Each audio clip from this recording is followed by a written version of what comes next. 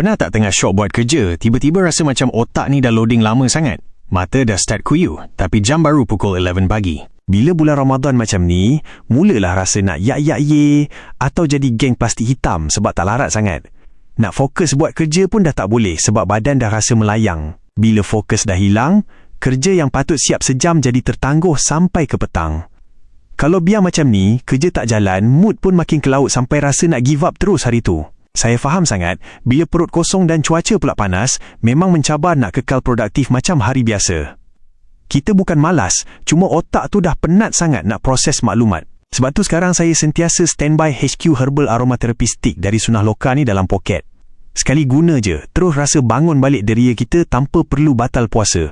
Dia bantu segarkan balik pernafasan dan buat otak rasa lebih alert serta merta. Korang yang tengah struggle nak habiskan kerja tu, cubalah sendiri satu.